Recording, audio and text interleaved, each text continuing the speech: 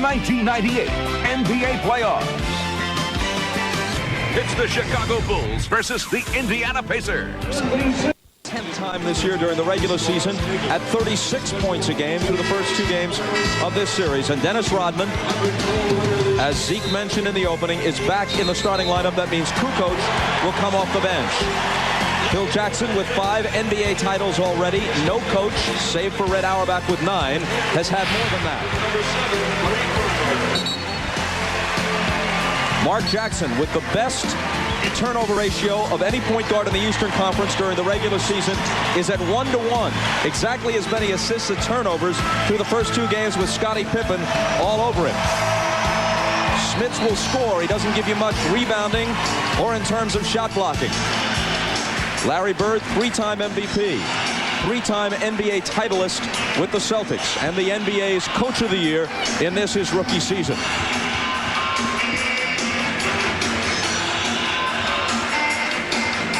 The Bulls are 9-1 in the playoffs, 3-0 on the road, and they've shot better away from the United Center, 53% in their 3 road playoff wins. Almost everybody says this is a great building in which to shoot. Soft rims, dark background.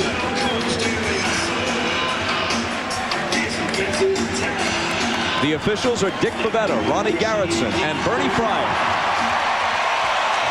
Pippen confronts Jackson.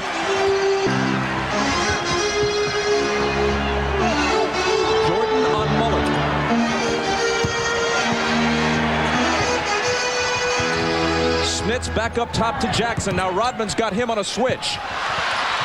And they turn it over. Bad sign on the first possession. Pull up Michael. 2-0 Chicago.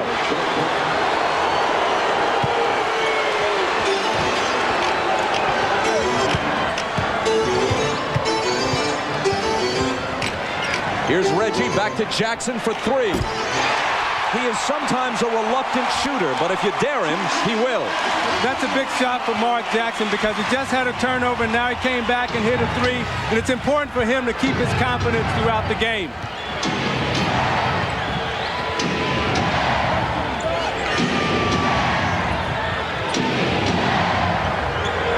Miller is on Michael, puts it behind his back, 2 to shoot. And on the miss, it's Dale Davis. Now that time, Indiana had time to set up their half-court defense, which is very good. Miller hits the 3 out of the corner. Transition offense, that's what the Pacers want to do. Push the ball up the floor quickly. Reggie spotting at the 3-point line. Mark Jackson with a great assist. A pair of 3s, Jackson and Miller. And the Pacers have a 6-2 lead. Longley had it knocked out of bounds on him. The one basket the Bulls have came after a turnover in transition before the Pacers could set their defense up. Pippen driving and hitting.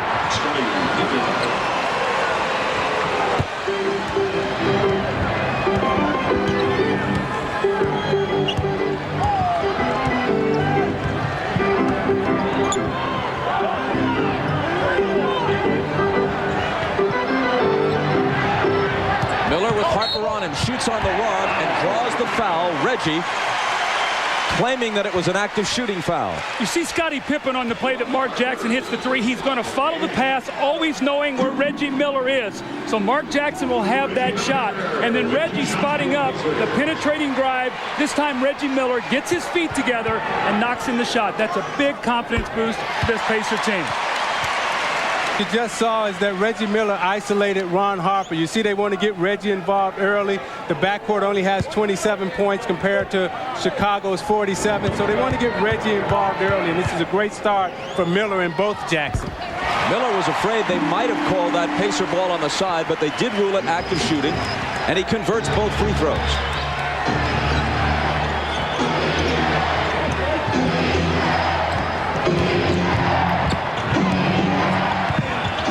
Michael is open. He's hit 2 of his first 3.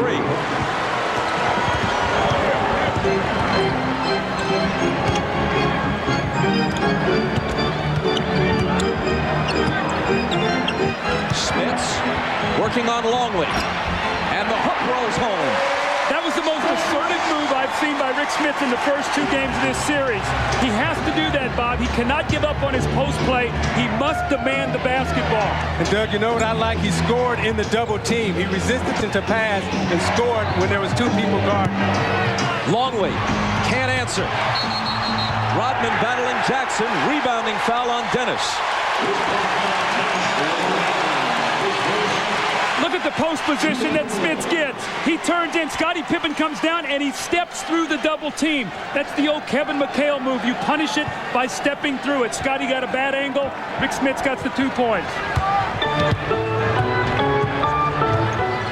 Miller on the drive. Indiana has hit its first 4 field goal attempts. That was a great up fake by Reggie Miller. He throws Ron Harper, faded to the corner, and then dribbled to the baseline.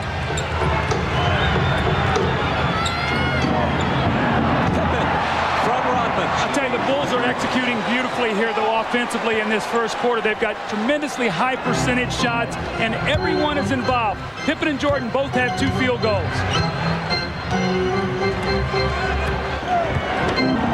Jackson comes off a screen, then slings it back to Mullen.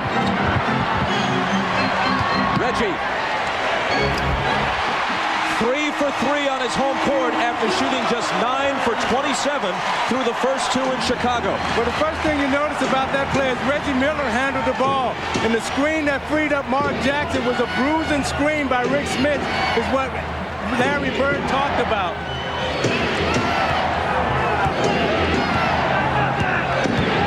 Michael, the fadeaway on Reggie. Knocked out of bounds by Indiana. Still Chicago ball. Now Larry Bird told us he wanted his team to set hard screen.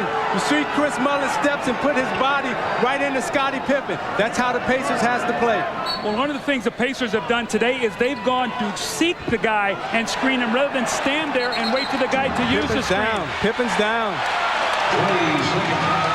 Chicago. Trey Schaefer out to take a look.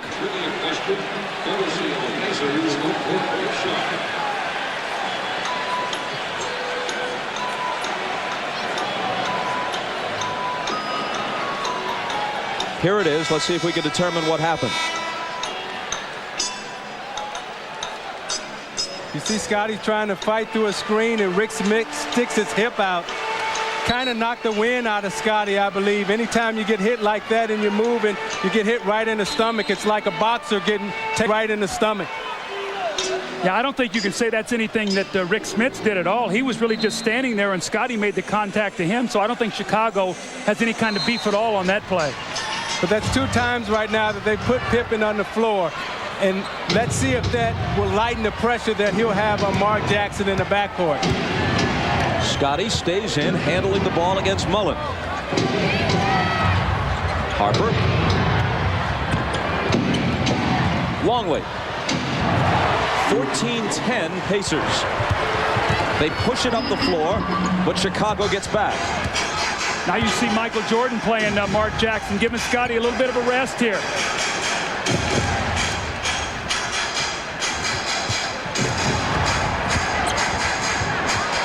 From Jackson.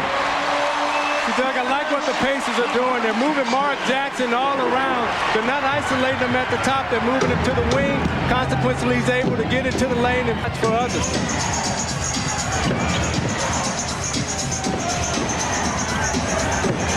Longley can't hit it. The tip doesn't drop. Pippen comes away with it. And now he's coming to the foul line. But first we'll step aside. The Pacers are 6 of 6 from the field, and they lead by 6. Early in the game, you see him spotting up for the 3. He told us yesterday, I've got to make it my open shots. The pump fake leaner. That's the patented Reggie Miller. Now the pump fake, escape dribble, get away from the defense, and bury the open shot. So good early signs here for the Pacers. Reggie Miller 9 for 27 in the first 2 games. He's 3 for 3 today. Mark Jackson 3 assists and only 1 turnover. It's amazing how Reggie Miller, when he returns home, becomes a different player. Very confident. And I never could understand why is that, Doug? Why when you play at home you feel better than when you do on the road? I think it's more your routine. that you're in your routine, the way you go to the games, the way you eat, when you eat, being at home. I think sometimes when guys get on the road, it disrupts the routine, and they don't do as well. It's not only that, the shooting background, familiarity with spots on the floor, and the home crowd. Combination of things. 1 of 2 at the line for Pippen. 16-11, Indiana. And the crowd erupts because Pippen has called for the foul on Jackson, and that's what Larry Bird has been complaining about in the days prior to Game 3. Larry put it, I'd like to see Scottie Pippen play Michael Jordan all over the floor the way he's been playing Mark Jackson and not have fouls called. Jackson drives past Pippen and scores. When a guy gets up and crowds you like that, you've got to punish him, and you've got to take the ball to the basket. There is no offense to that. You have to play, break it down and play simple freelance basketball. And Mark Jackson being smart enough to recognize that Pippen had just picked up a foul, took it right to him. Shot it long, and Smits pulls it in.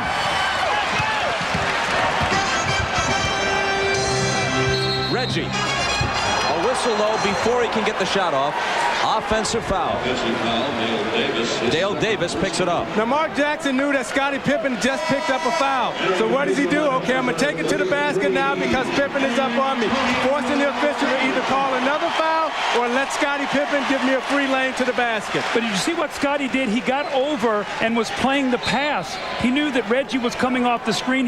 Mark Jackson still had his dribble alive, so he could take the ball right to the basket. You know, Dale Davis just picked up an offensive foul, and I bet you Larry Bird smiled because it was on the screen, and he wants his players to be very aggressive. Long tap back out to Harper. And a Chicago turnover. The foul on Dale Davis was his second. He's replaced by Antonio Davis. This is very familiar territory for the Pacers right now. All 3 games, they have been right. And the key is going to be, can they maintain it throughout? Jackson, short with the 3.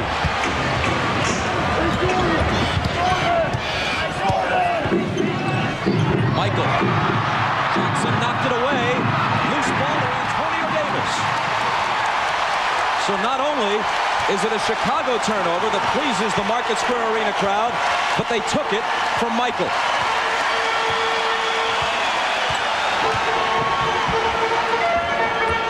Miller, lots of room.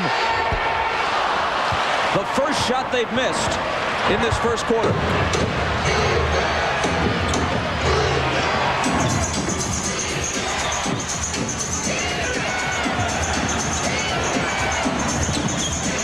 Longley with Smits up on him.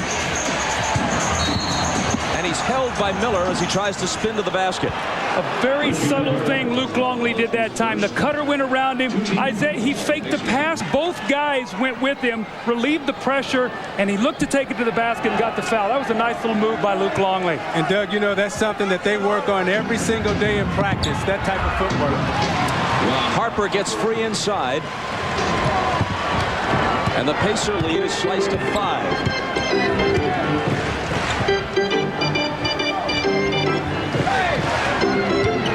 Mullen doesn't get the roll. Antonio Davis bound battle and scores. How about the fight of Davis when Rodman inside? Davis just out-muscled Rodman in there, and Phil Jackson expected this type of surge. You see Rick Smits there hammer Scottie Pippen going into the basket. I think Antonio Davis has been their best player in these first 2 games and absolutely their most consistent. You see the effort, Isaiah, what you talked about. Normally that's Dennis Rodman being able to come up with that basketball. That time, Tony Davis, he got his team 2 points. Phil Jackson said he expected a big early surge, and his hope was that the Bulls could stay in the game and be around close enough in the 4th quarter to have a chance to win it once the early emotion wore off a little bit. Well, anytime you have 23 in red, you know that if there's 5 minutes left to go in the game, he can erase any deficit that you have. Already you see the chess game. The minute Travis Best comes in, you see Randy Brown to play against him defensively with his quickness, but that is not... Best blew right by him, but couldn't finish it. Use the backboard on that play. And Chicago throws it away as Brown can't latch switch on to Pippen's pass. Miller looking to inbound quickly. Mullen. Contact but no foul. Longley saves it to Pippen. It's a 3-on-1 with only Best back. And Pippen slams it in his face. Plus the foul. Plus the exclamation point. Oh, this was unbelievable by Scottie Pippen. He gives the ball up a little prematurely to Michael Jordan, right back, and look at Scottie Pippen with the wingspan and the long arm, and Travis Best, nothing he can do. He even tried to take the foul, and Scottie just went right through him. How about the position Travis Best was in? Do I let Michael Jordan dunk over me, or do I let Scottie Pippen dunk over me? Or do I act like I twisted my ankle out? Best out of the backcourt. And Pippen reaches in and fouls Smits. Or was it Longley who picks up the foul? Longley's raising his hand, hoping they call it on him, but it's Pippen. Now, one of the problems in being a great defender is when they read about you all week long, the official has a tendency to pay a lot more attention to you when you're out on the court. So Scottie Pippen comes in with a red flag on his back. Thus, Kukoc comes in now because Scottie has picked up his second foul. And Derek McKee makes his first appearance for Indiana at the same time.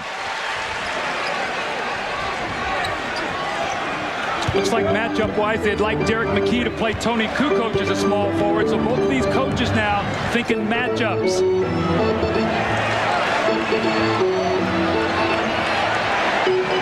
Miller going to work on Johnson, throws it up, misses off the glass. Antonio Davis is there, though. Now, Rick Smits came over that time to give Reggie Miller a screen, and he waved it off because he wanted to play one-on-one against Jordan. Smits turns, shoots, and is fouled.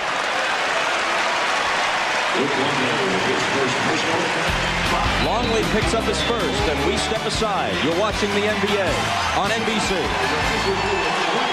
Jackson made the decision to start Dennis Rodman, and thus far he hasn't acted. I think Rodman is really trying to get his rhythm in this series. He didn't start the first two games. He likes to be in the midst of the action, and him coming in right now, I think he's really lost his timing and his rhythm, and it's going to take him a while before he can really get into this game, Doug. And these are the kind of games when he's sort of going through one of these games that he may be getting into a little bit of a bumping contest or pick up a technical, because he's at his best really when he's on the edge, not stepping over the edge, but on the edge. And right now, the look on his face is he's not in this game right now. And from being a starter, anytime that you come off the bench, as you talked about earlier, having your game routine and your home routine, Dennis Rodman has a game routine that he's developed over a period of 9-10 years, and now he's not starting, and he's trying to develop that again. And of course, his home routine is an entirely different matter, which would require many hours of examination to fully understand.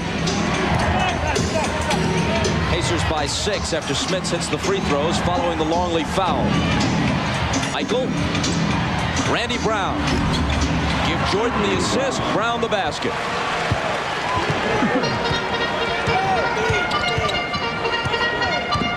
They're going to run a high screen roll here. See if they can free Smits for a jump shot rolling back.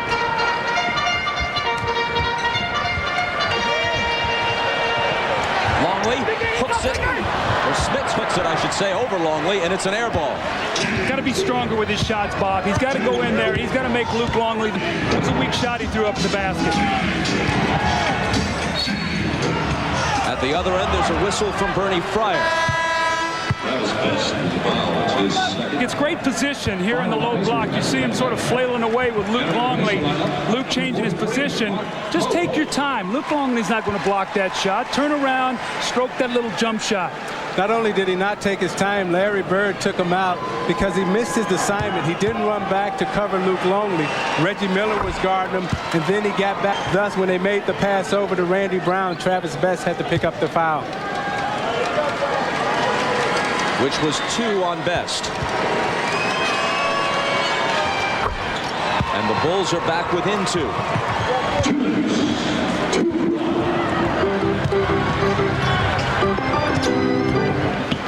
Best to the hoop. And he will shoot free throws.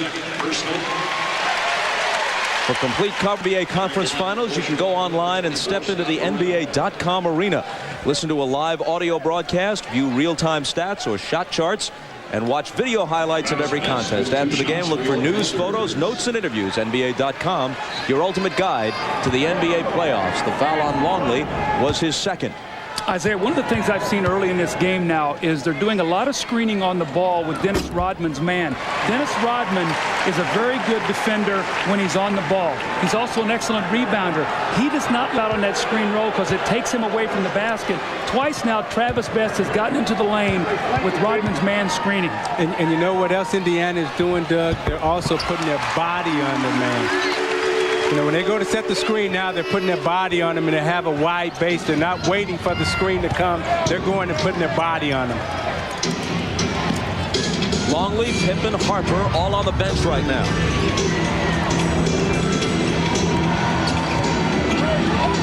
Mark Pope in, Kukoc. Long one by Jordan from just inside the three-point line, no good. Antonio Davis crashing the boards. Best around Brown, Best into the lane, Best lays it up, and McKee follows. Best still battling, but it's Scott Burrell out of the pack.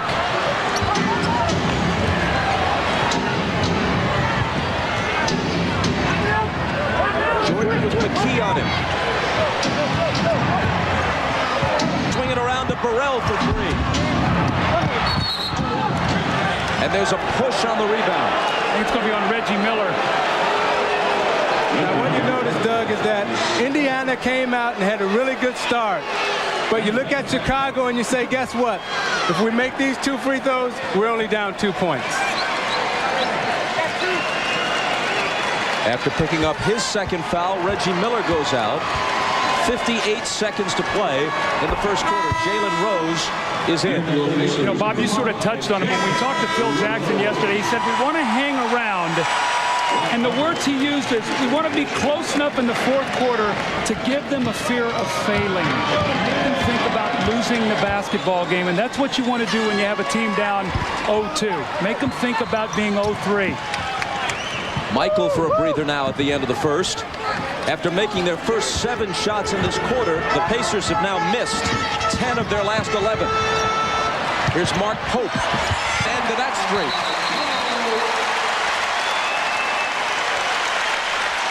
If a team is going to trap you, you cannot catch the ball and then try to reset your offense. You've got to get the ball, and you've got to go right to the front of the basket, and that's what Mark Pope did. That was a nice, aggressive play.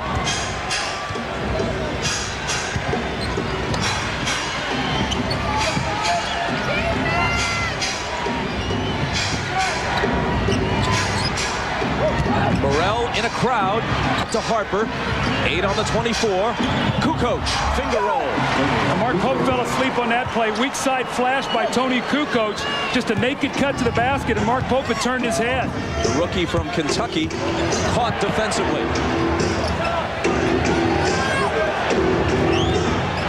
Jalen Rose dishes to Best and gets it back. Game clock overlaps the shot clock by 5 seconds, and Rose travels. Now in this series, Bob should have been terrific on end-of-quarter plays. In fact, Michael Jordan hit one at the end of every quarter the other night. If they can score here, they'll either tie the game, or if they hit a 3, they could go up 1. That would be a huge boost for the Bulls, and I think it would be a little deflating for Indiana because they've played well. Phil Jackson brings Steve Kerr and Judd Bushler off the bench for this last possession.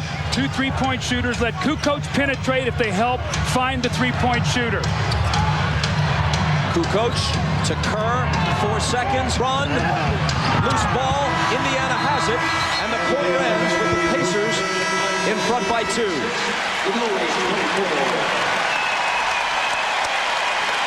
Pippen and Miller, neither one of whom shot especially well. In fact, they both shot poorly through the first 2 games in Chicago. Each opens hot in the first quarter here at Market Square. You're watching the NBA on NBC.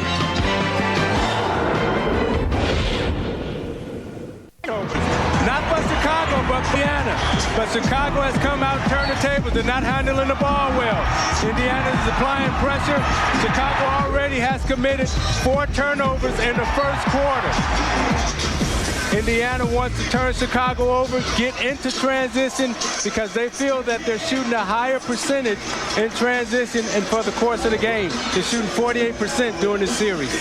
Now remember this, the Pacers and Bulls split 4 regular season games, and one of the 2 Indiana losses in doubt right to the last possession here at Market Square.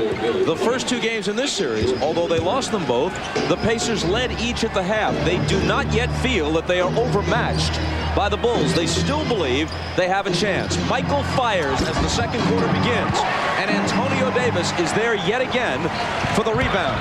That's his 5th. With that big stat, though, no points off turnovers for the Bulls. That is huge for the Pacers in that first quarter. McKee goes to work. And it's Davis again chasing it down. Travis Best. That's the extra possession, the extra shot. Remember, Chicago had 25 more field goal attempts. That's how you get more attempts. Come up with loose balls. Bill Wennington, his first appearance and his first basket. Coming up with those extra attempts and starting Rodman, now you have Antonio Davis playing against Tony Kukoc or Bill Wennington off the bench, and he should be able to dominate. McKee, height advantage on Michael. Shoots it over him and connects. Yeah, I like that strategy. Even though Michael is one of the better defenders in the game, make him play both ends. Do not let him conserve any energy.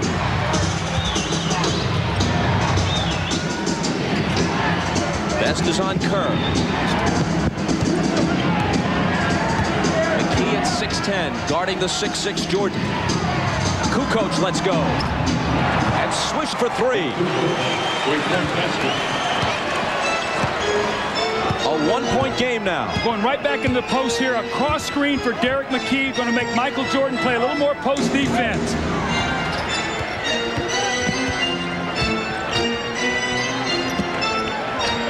Burrell now is on McKee. Cross court for Pope, who saves it into Rose for the jumper. Had to force it up to beat the shot clock, and it didn't draw iron, so it's a 24-second violation. You see what happened on that cross screen. When they cross screen, Michael Jordan just switched and let Scott Burrell play against Derek McKee. And McKee was forced into a tough pass. They got a shot clock violation. That's their 4th turnover. Steve Kerr on the floor right now has had his minutes curtailed in this series because of the great job Pippen has done defensively on Mark Jackson, and because the matchup isn't all that favorable for him against Travis Best, who's a bit too quick for him. But Kerr is on the floor now, head-to-head against Best.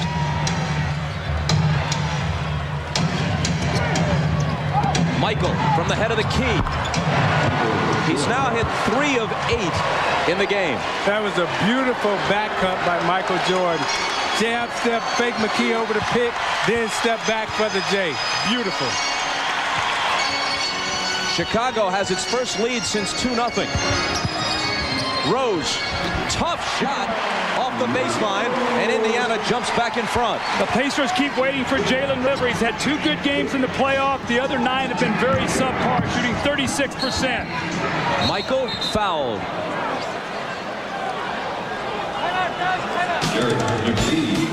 Now, what makes Michael Jordan so great as a basketball player is he's so smart. He gives McKee the fake, loses him, ghost for the J.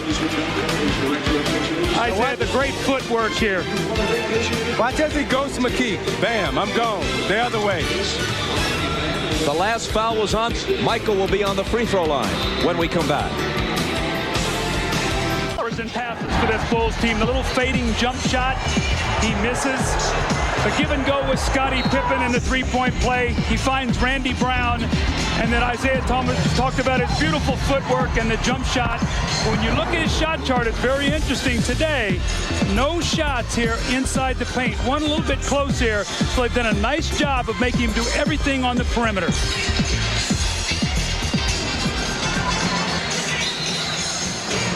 The foul against McKee just before the timeout came prior to the shot. So Jordan is not at the line. Instead, the Bulls inbound. And it's Michael with the ball.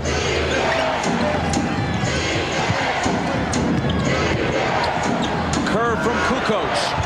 He needs just a little bit of daylight. That's all he needs to really hurt you. And see, Steve Kerr thinks like a shooter. I read an article today, and he said, you know, I love shooting in Marcus ground, the soft rims. He said, I love to shoot here. Chicago by 2. After the basket by the all-time career leader in three-point percentage in NBA history. Jalen Rose around Jordan and off the glass.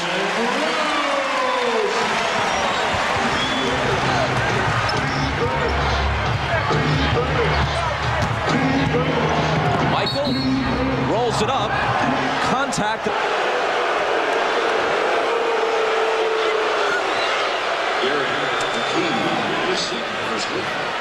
It's number 2 on Derek McKee, and tomorrow on Meet the Press, or Press.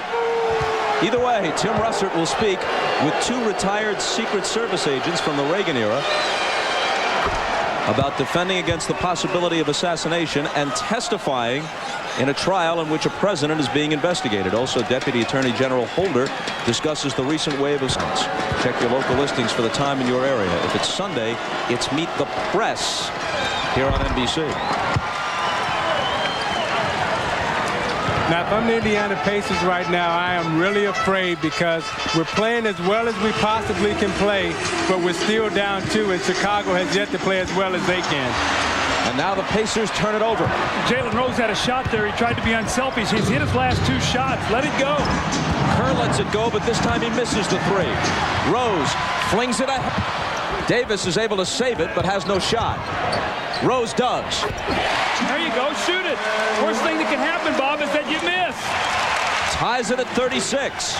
Doug, you would think like that because you were a shooter. That's all you did was shoot. I always worked on the saturation theory. The more you got up, the more went in, Isaiah.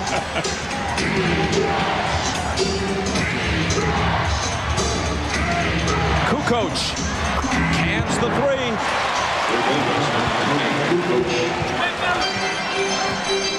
Kukoc, suffering through a shooting slump, was just 7 of 23 through the first 2 games of this series, and still bothered a bit by a bad back, which has troubled him throughout the playoffs.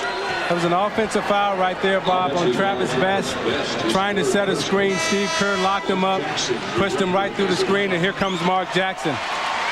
You see it left of the screen. You see Best trying to set the screen. Steve Kerr is in his way, and he just gives him a shiver. 3 fouls now on Best. It's been interesting that all the while that Scottie Pippen has been on the bench, Best has been running the attack for Indiana, rather than getting Jackson back in there when he wouldn't have to worry about Pippen, or forcing Phil Jackson to bring Pippen back off the bench. Here's Michael going to work as only he can. Now let's see if Mark Jackson tries to do what he did in the first 2 series. Back the smaller guard down, forced him to give help, and then look for the shooter. Rose around Michael, but Kerr comes over to slap it free. Now here's Kukoc. Only Jackson is back. Pull up on him. And Antonio Davis is there to clear it.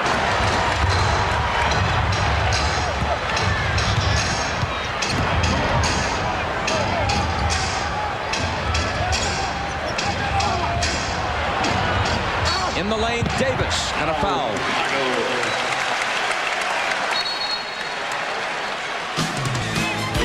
Michael Jordan with the isolation. If you're going to give him this kind of time, he will find a way to get in the lane. The ball's knocked away twice.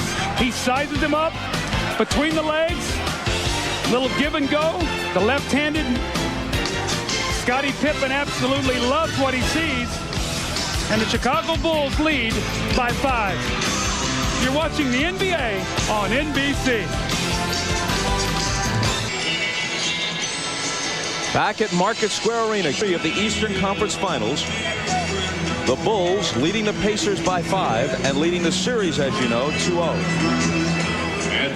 Bob, it's going to be very important now. The Bulls have taken the lead. Reggie Miller set for 6 minutes, okay? He had a great role. He was off to a good start. Now he's got to get himself right back in the game. He's got to get a sweat again. He can't let himself drift over these last 6 minutes. They need his points. Not only do they need his points, but they need Chris Mullin to give them some points, too. Chris Mullin has played 9 minutes, scored a point, or gotten a rebound. Kukoc, on the other hand, in 9 minutes, has 10 points. Antonio Davis hits 1 of 2.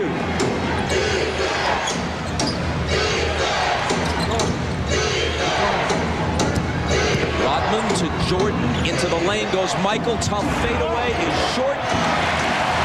And Dale Davis is there to take it.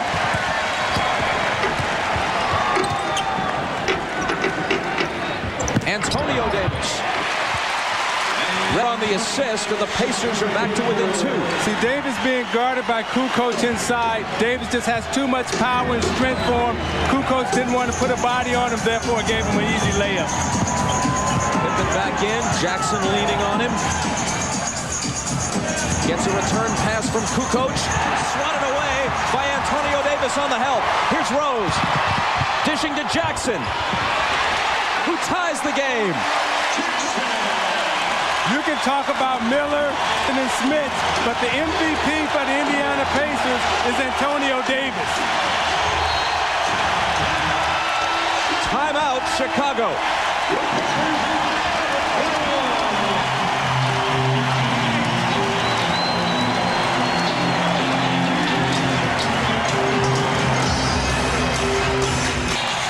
And when you talk about the heart and soul of the Indiana Pacers, it's Antonio Davis. Watch as he appears from nowhere.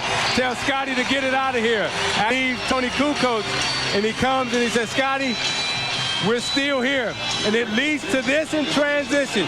You see Jalen Rose picks the ball up, and he'll dish it off to Mark Jackson. Mark gives him a pump fake, wait, shoots it right in the hole. And the Pacers are back in this ball game, tied at 41-41 with 5 to go before we get to the half.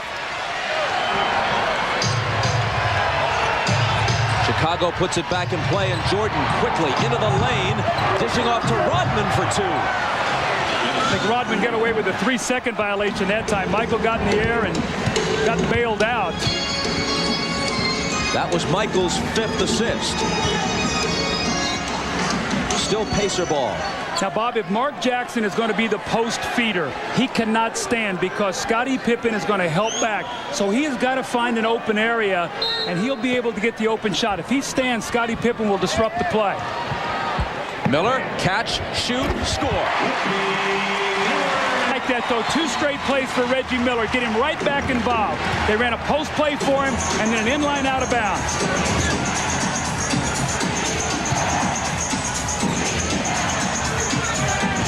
Pippen hits the foul line jumper. He was just 7 of 27 in the first 2 games in Chicago. They got him going with a couple of drives and an alley-oop. Now he's splattered by a backcourt pick.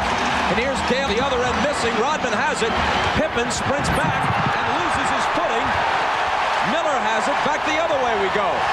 Rose, Miller, fake on Michael, and they throw it away. Scottie Pippen, he slipped on the floor right where he fell. Dale Davis got him on the back pick. Dennis Rodman, who's guarding Dale Davis, failed to come up and hollers, pick, pick. And Dale Davis lays him out, and you see the wet spot on the floor, and he gets the fast break, and he runs right back spot where he left before, and he slides and falls. But the Indiana Pacers failed to take advantage of it as they throw it away again. Now, I'm sure you wouldn't have said anything to Dennis Rodman had he not called out that screen when you were guarding the ball coming up the floor. Right? I would have been all in his chest.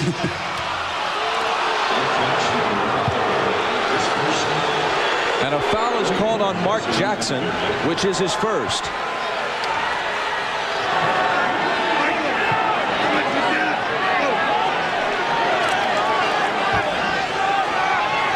Pippen triggers it in.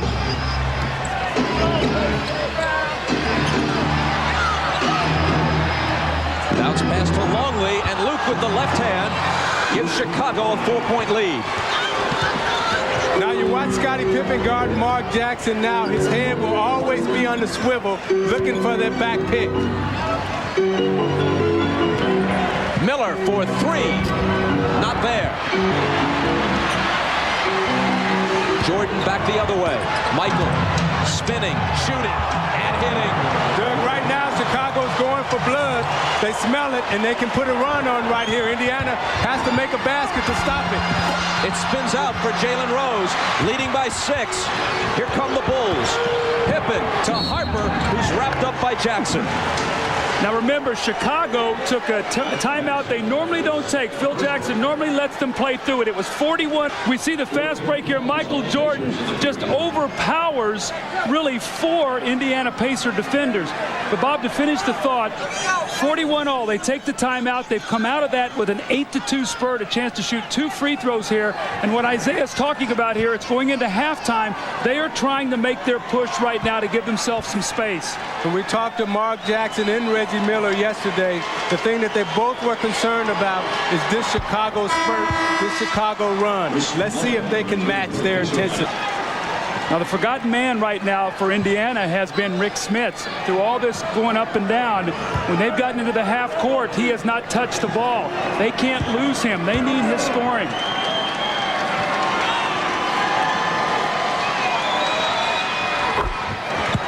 Chicago by 8.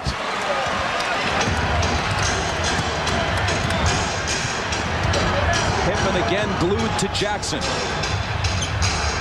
Harper up on Miller. There's contact and a foul, which Harper disputes. Reggie kicked the ball toward Dick Pavetta. Veteran official calls delay a game instead of technical. Realizing that Reggie Miller was upset, could have teed him up. He said, no, I'm going to call delay a game.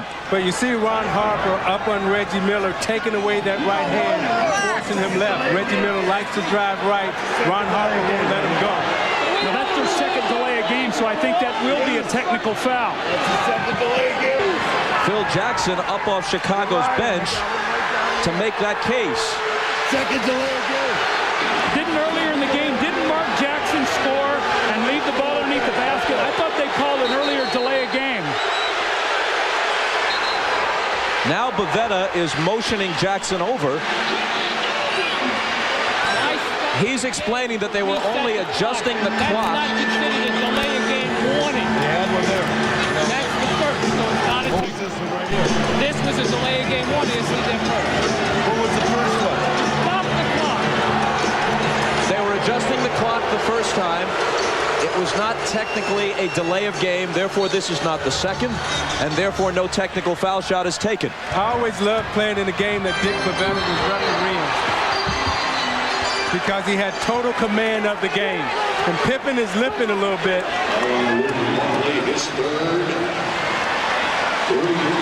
Luke Longley is hit with the personal. That's his third. Let's see what happened to Scotty here. He gets a knee right in the knee on Chris Mullin. But the foul on Longley was away from the play. Bill Wennington back in. Longley out with the 3 fouls. Kukoc also up off the bench. And Pippen, hobbling a bit, leaves. You see Luke Longley just blast through Reggie Miller. That's the foul. Rick Smith must score against Bill Wennington. They've got to go to him on the low post. Harper pushing him left again. And Michael Jordan out of the pack with the ball. Behind his back, into the lane, off balance, and missing badly. Nothing but air. Jackson slings it to Mullen. Pull up 3. Chris Mullen has it. Only Dale Ellis of the Sonics shot 3s more accurately in the entire league this year than did Mullen. Bob, before the game, I came out and Chris Mullen was here an hour before to make 25 straight 3s. The steal. Jackson, Smits, but they break it up, and there's a foul. See, the spacing on that fast break was poor. Mark Jackson should have took that ball a little bit out, 1 step further. Therefore, they would have had better spacing. Foul on Jordan, his first. Mullen into Jackson on the drive, throws it up and somehow hits it off the glove. Harper. Jordan shows it to him, drives past him, and a foul. The Pacers are within 3. And tonight on CNBC, on the Olympic show, we'll take a look back at perhaps the greatest team ever assembled in any sport. The 92 Dream Team from the Barcelona Olympics. That's the Olympic show tonight on CNBC.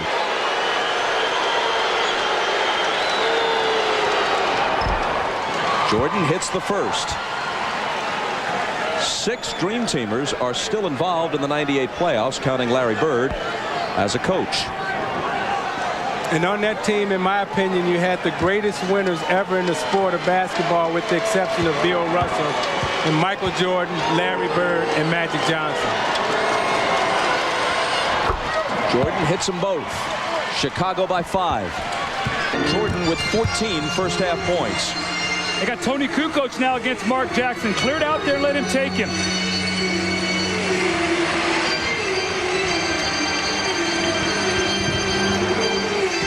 Miller to Smits.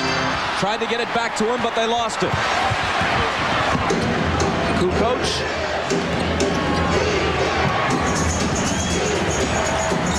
Wennington. Rodman cleans up the mess. And it's Chicago by 7. Meanwhile, Rick Smits has only 2 field goal attempts in this half. See, as the tempo of the game has gotten up, they've really forgotten about throwing in the basketball.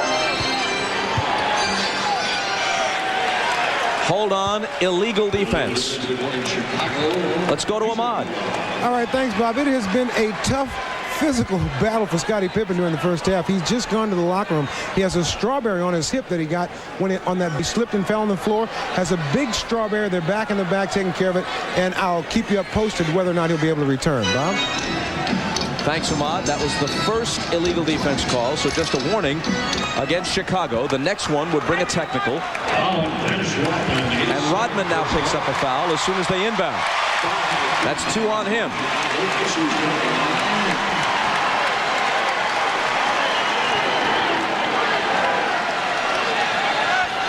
I'm thinking this was some sort of homage to the Cincinnati Bengals helmets. But then again, Dennis often has his own reasons. You watch the back pick by Reggie Miller, and again, that was a kind of a weak foul. With all the contact we've seen today. That was really weak. And Rodman, you have a right to be upset on that one.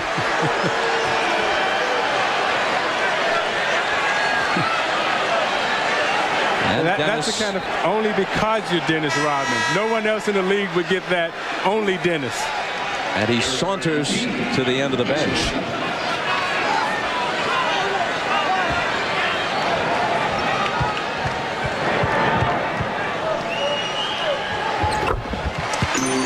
Reggie Miller makes it 55-50. Michael Jordan probably go a 2-for-1 possession here with the shot clock where it is. Trying to do defenders, and Reggie Miller literally hopping mad as the foul is called. It's on Smits, his second. Michael Jordan comes around the screen, is going to take the ball behind his back, and he trips over Rick Smits' foot. And that's the kind of call you get when you're Michael Jordan. You have the Dennis Rodman call and the Michael Jordan call.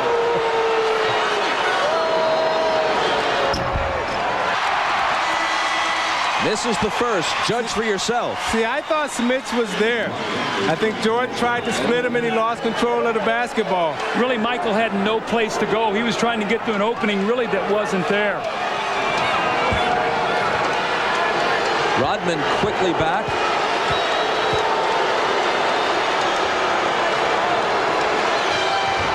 Chicago by 6. High scoring first half. Jackson to the bucket and hitting. Mark Jackson very assertive on offense in this first half in terms of getting his own shot. Well, he got it quickly enough to where it gives him a 2-for-1 possession. There's a 3.6 differential in the clock.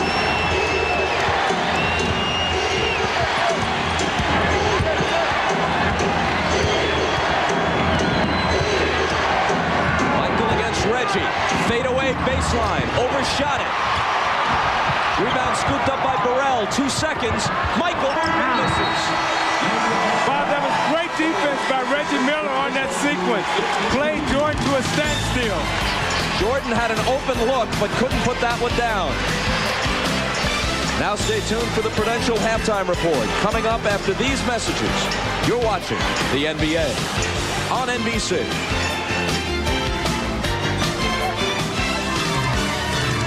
Well, Bob, the trends in the first half, you see for Chicago, only 4 steals after averaging 17. Interestingly enough, Scottie Pippen and Tony Kukoc 7 for 9. Michael Jordan 5 for 14, so they sort of picked up for his poor shooting in the first half.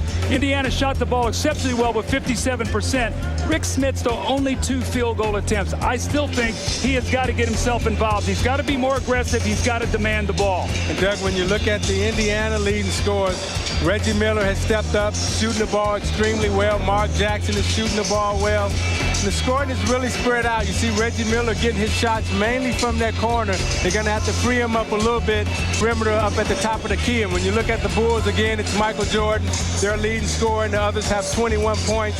Tony Kukoc has given them a spark off the bench with 10 points. And as you said, Chicago is a team that relies on Michael Jordan, and time again, he delivers. He's got to demand the ball. And Doug, when you look at the Indiana leading scorers, Reggie Miller has stepped up, shooting the ball extremely well. Mark Jackson is shooting the ball well. And the scoring is really spread out. You see Reggie Miller getting his shots mainly from that corner. They're going to have to free him up a little bit, perimeter up at the top of the key. And when you look at the Bulls, again, it's Michael Jordan, their leading scorer, and the others have 21 points.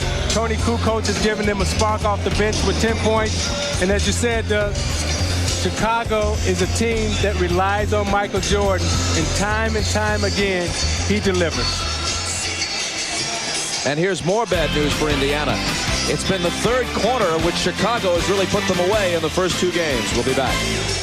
You turn to your right, Ahmad, you almost bump into Scottie, who's about to inbound the ball. Matter of fact, he is playing. He's right. Scottie's getting hit by everybody today. We told you about the third quarter surges for the Bulls. Here's the evidence.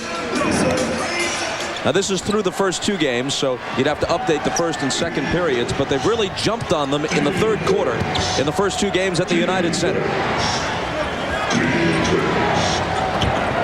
Michael turns to face the basket. Mullen on him. Bounces to Pippen.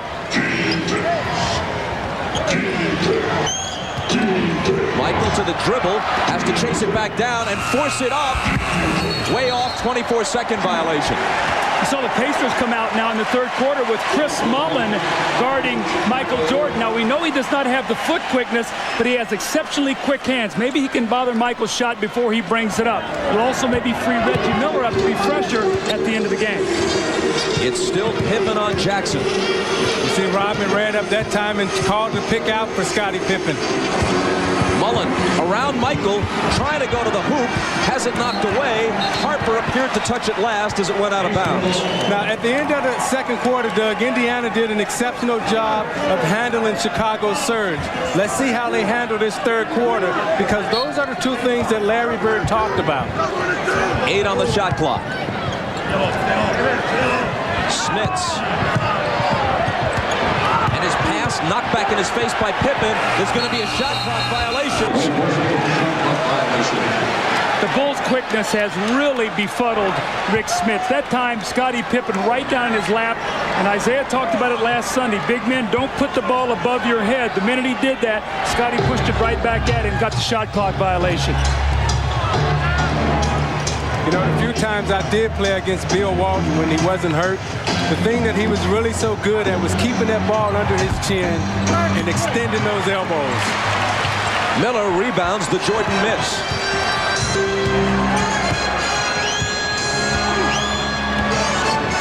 Reggie to the corner.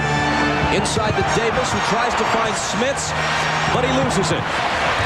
Michael back. Mullen cuts him off and fouls him. I don't think it's overstating things to say that right now the Indiana Pacers are beginning the most important half of basketball of their season. It's been a great season in which they've won 58 games.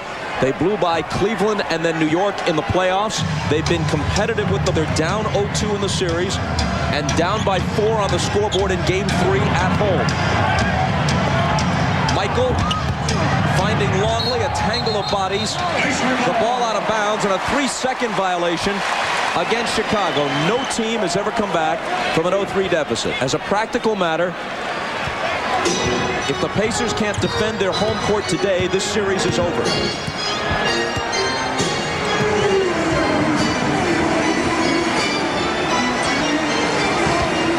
Jackson into the lane, dishes to Smits. Baseline jumper is good on only his third field goal attempt in this game.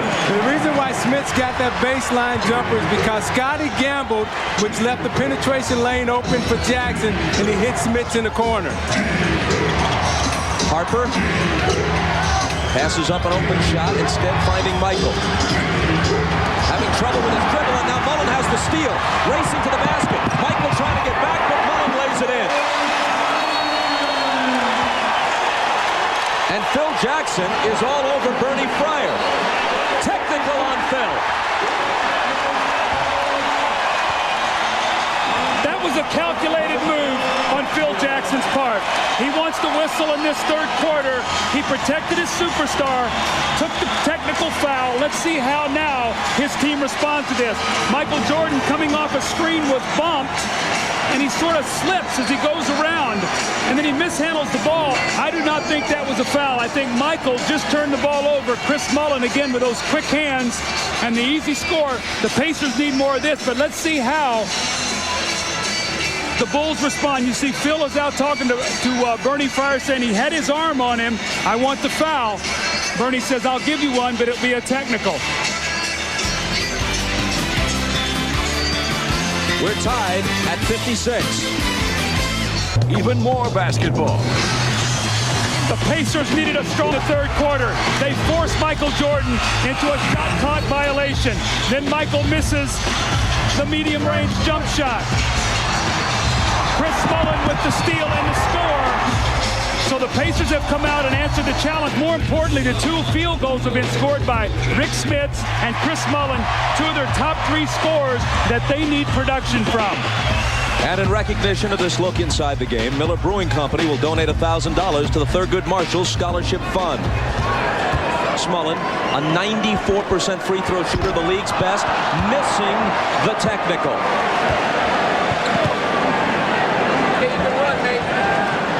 So the tee didn't cost Phil Jackson. Now, you know the method of operation of Michael Jordan. He felt like he's been bumped a couple times. What does he do? Normally, he takes the ball right to the basket and puts the onus on the official to call a foul. And here's Pippen cutting, and Longley finding him with a nice bounce pass. The Indiana extended their full court, and when you extend your pressure to full court against the Chicago Bulls, they have natural press releasers, and that's why Scottie Pippen got the back cut dunk. Reggie got it. A two-point basket, tying the game again at 58, and Mullen swats it out of bounds.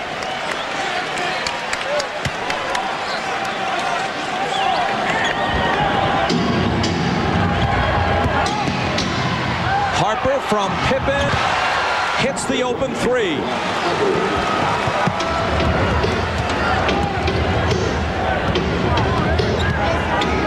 Chicago by three.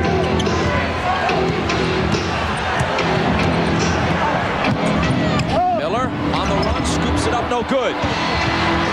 Loose ball to Pippen. Michael against Mullen, blows by him and lays it up, no good, but a foul. As you pointed out, Doug, every time that Jordan gets the basketball right now, he's going to drive it to the basket. Sees Chris Mullins, who's a weak defender, knows he can take him, takes it right to the basket, gets the foul, and he's right to the free throw line. See, those are the things great players do, though. Your tendency sometimes, as Mullen gives you space, you say, I'll take the little 10-footer. No, I'm going to drive it in there. I'm going to make them call the foul.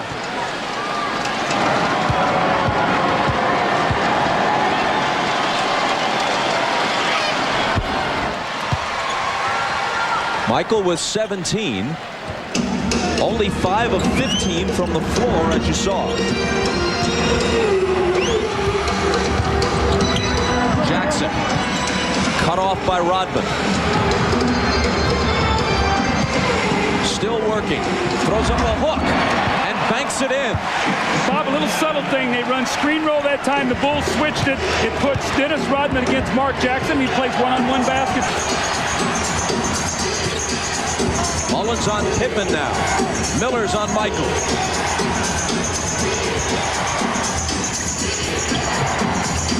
Harper into the lane on the run, and he hits the hook without benefit of the glass. You know, at this stage of his career, Ron Harper reminds me so much of Dennis Johnson. He accepts the big challenge defensively, and he'll always step up and make the big shot. Jackson falls, but a foul on Pippen. We see Michael Jordan right now giving Rick Smits an earful off the ball as Jackson was driving.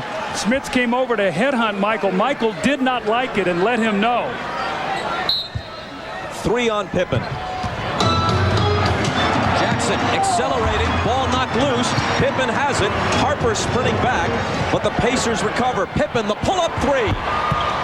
Off the back iron, but there's Longley.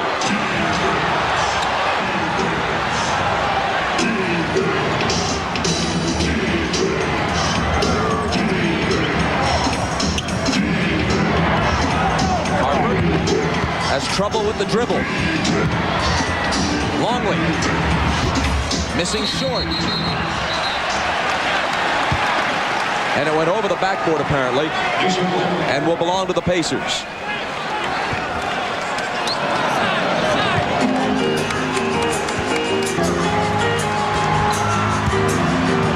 They come trailing by 5. Smits wasn't looking for it, but knows what to do with it once he catches it. Misses the wide open jumper. That shot will be there for him because they're going to push the screen roll baseline. So Rick Smits will be aware he'll get that little 15-footer. But Bob, as you so aptly pointed out, he wasn't even ready for the pass. He saw it at the last moment, had no shooting rhythm. He was looking the other way for some reason, and there he was, wide open. I guess he's saying, you know, I haven't touched him. I didn't know what's coming my way. But they've got to give him some touches in there. He's a 16 to 18 point per game scorer for them. Harper misses short. Flat-footed rebound to Dale Davis.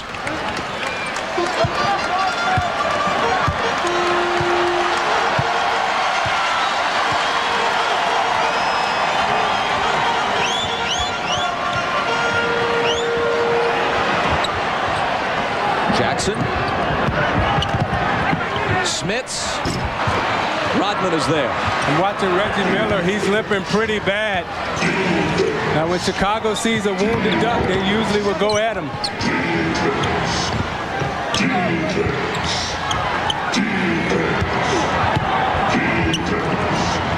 Michael from behind the arc. And Indiana pays. They left him alone. And Chicago's lead is now 8. Larry Bird asked for time. A combination of the deficit and the fact that Reggie Miller is limping. How Reggie Miller got hurt a few possessions ago. You know, Bob, it really, you can't tell. It's not like he rolled his ankle or anything. The trainer's working on him right now, so we'll find exactly what it is. Ahmad knows. Here he is. All right, Bob, Reggie Miller did twist his ankle a little bit, and what's happening is he's having the ankle re-wrapped over the outside. He's got a wrap on the inside. Now he's re-wrapping it over the sock. Then he'll put on a protective device, and he'll be back in the game. Bob? Thanks, Ahmad. Just inside 6 minutes to play in this third quarter. Pacers with the ball and trailing by 8. Longley reached in, knocked it away from Smits, but is hit with a foul, which is his 4th. I watched that play coming out of the timeout. The Pacers love to curl Jalen Rose over Rick Smits and then post him. And Luke Longley has done a tremendous job after that curl, working his way in front of Rick Smits so they cannot make that entry pass. And Smits is giving up his spot on the block and sliding further out on the floor. This is one of the loudest arenas ordinarily in the league. The fans have been taken out of it a little bit with Chicago up by 8. Smits turns and hooks. Could have been a three-point play. Wennington, who replaced Longley, is immediately hit with a foul of his own. Tomorrow, coverage of the NBA Conference Finals continues at 3 Eastern with Showtime, and it's Game 4 from the Jazz and the Lakers. Los Angeles at this point just trying to stay alive. On Monday, a Memorial Day special begins at 3 Eastern. NBA Showtime again. Then it's Game 4 of this series between the Bulls and the Pacers. You know, Doug, I watched the interview that Magic Johnson had at halftime about the game, and I was just as shocked and disappointed as he was that Los Angeles came out with the lack of intensity that they did. And how about the great execution by the Utah Jazz that play? Shandon Anderson was terrific last night. Chris Morris, great play from the bench. Rodman to Wennington. Now it's Pippen. Smith's taking him on a switch. Misses the three. Smith can't handle it. Rodman comes away with it. And a fresh 24 for Chicago. Harper for three. And the rebound to Dale Davis.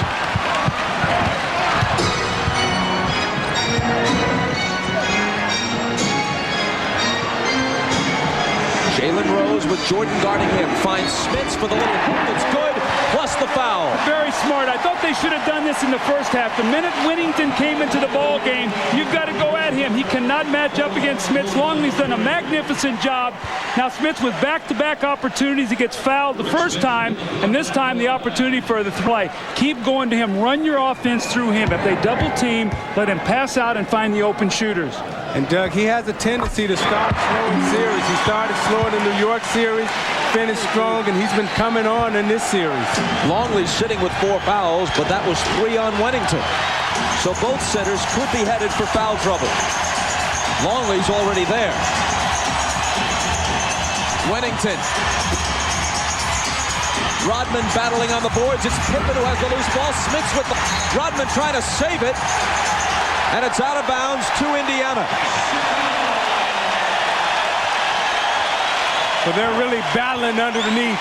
Look at the intensity. Watch Smits as he blocks Scottie Pippen in the fight for the ball. Dennis Rodman pushing, shoving. They're under there. They're battling. And that was only Rick Smith's second block shot of this series. They need more of his interior presence. Pacers back to within 3, and Jackson can't make it work.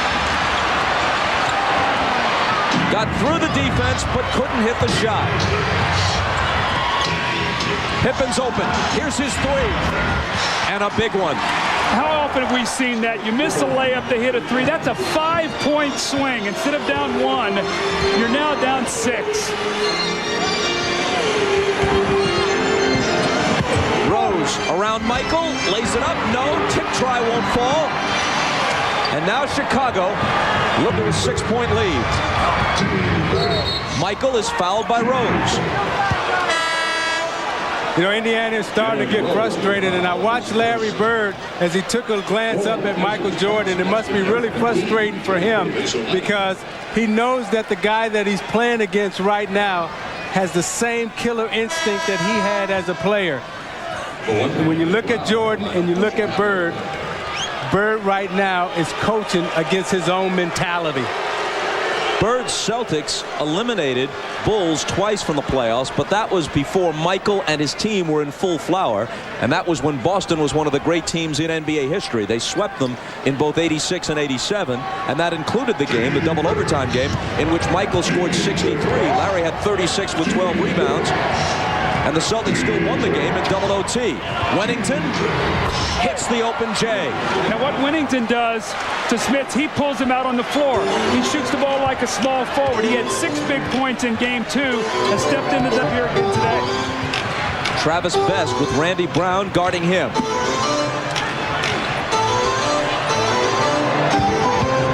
Jalen Rose off to Smits. 5 seconds to shoot. Rose has to force it and hits it.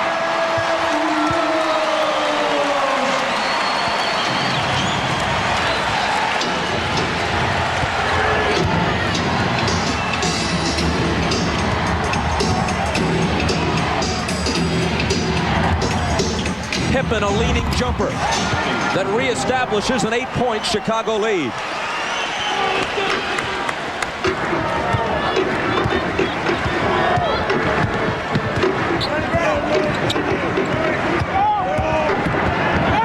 Best on the run, puts one up wildly, and there's a foul.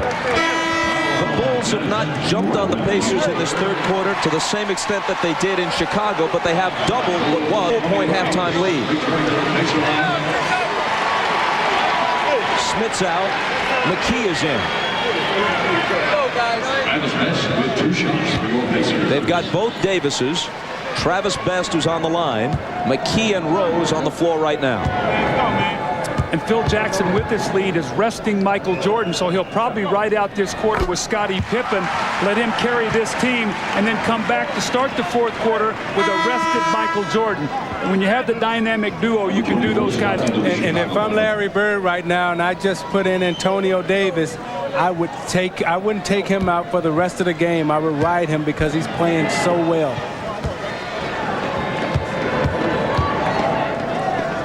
Best cuts it to 6.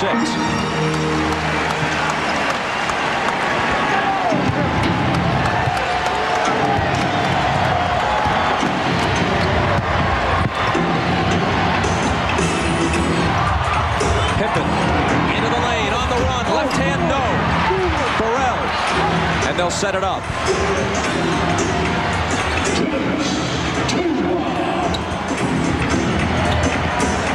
Rodman with a jumper, and what do you know? Rodman took his time. He faked 2 passes, turned around, said, okay, you're going to give it to me? I'll get my feet together and I'll knock it down. Surprise, surprise.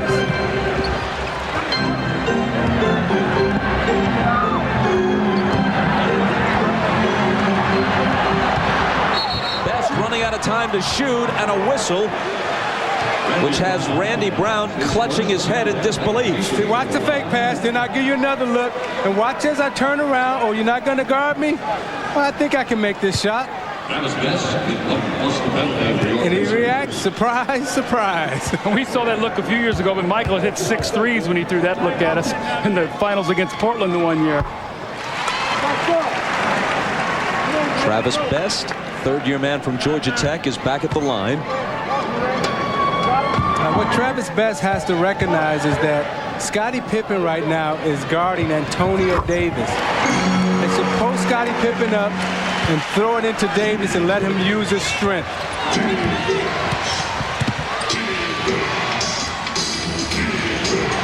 McKee on Pippen. Scott Burrell has it to the drive now. Misses on the run, but it pops back to him. Out of bounds to Indiana as Brown couldn't control Rodman's pass.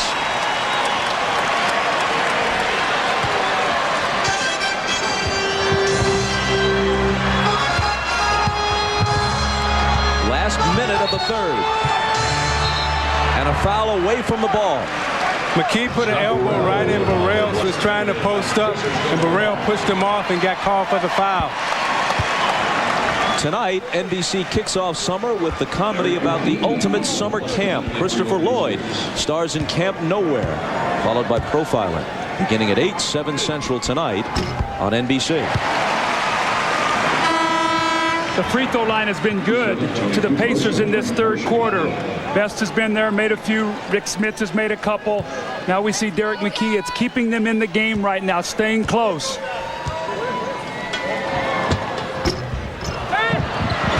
Antonio Davis clears the rebound. Best for 3. Rose for 3. That's what they had in mind.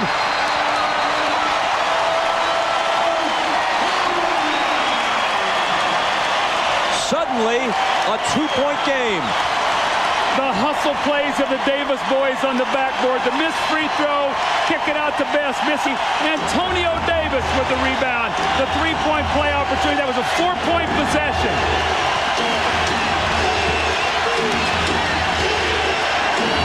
Pippen. Intercepted by Rose. Here they come, 2-on-1 if they hurry. Rose to Davis. Tie game. And that was because Antonio Davis jump switched on Scottie Pippen, forced him into turnover.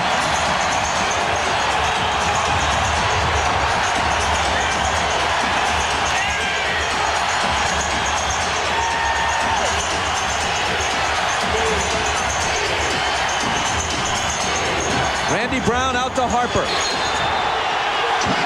Harper to Brown, but wait a minute. There was a whistle which could barely be heard over the crowd, and a traveling call on Harper.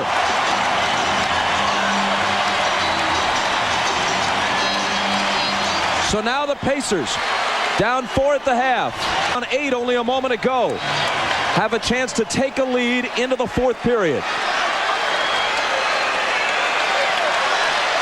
Indy on an 8-0 run with Michael Jordan on the bench.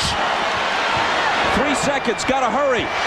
Travis, you don't get it off.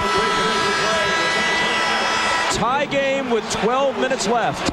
12 minutes for the Indiana Pacers to keep their hopes for this series alive. They turned the trend around. Can they start to turn the series around? We'll find out when we come back after these words from your local station. You're watching the NBA on NBC. Ahmad Rashad back at Market Square Arena. At the end of the 3rd quarter, Reggie Miller went back in the locker room to have his ankle retaped. They taped it out there while he was on the floor, but they taped it over the sock. What they've done is taken all that tape off and retaped the ankle. I talked to David Craig. He said it's a mild sprain, and once they get the thing taped back up, he should be ready to go. Bob? Ahmad, good job. David Craig, of course, the Pacer trainer. 12 minutes of regulation remaining to decide this one. And here comes Reggie, noticeably hobbling as he heads back to the floor. Steve Kerr is in and on Travis Best as we start the 4th. McKee around Michael to the basket, no good. Dale Davis is fouled as he tries to follow, and that will bring league's poorest free throw shooters to the line. And Jalen Rose gives him a bit of a pep talk, walks over to him and says, you can hit these. Yeah, you saw McKee turn and face Jordan in the post, wanting a foul, but the official didn't call the foul because when you turn and square up against the guy in the post, that's not a foul if the elbow is on him. Davis drills it after the foul on Jordan, which was his second. Let's take a look at matchups now. When you look at the Chicago Bulls, Scottie Pippen on the floor. Michael, they have their other 2 great perimeter shooters, Kukoc and Kerr, along with Rodman. So Rodman is going to look to control the backboard, and they've got their best shooting team out there. Be aware of Steve Kerr as Dale Davis drills the second one. A sub 50% free throw shooter, and he makes them both. Indiana with the lead.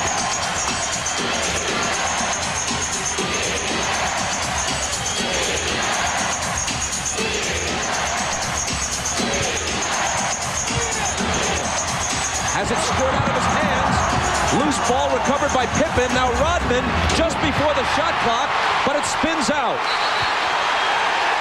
And then Rodman fouls Antonio Davis.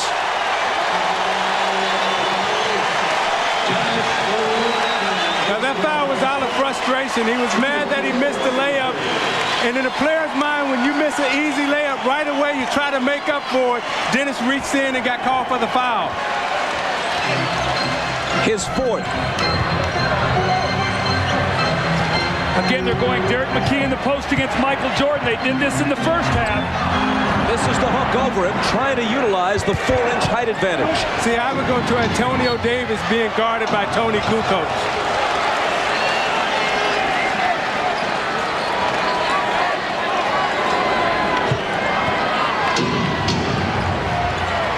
Rose is on Jordan.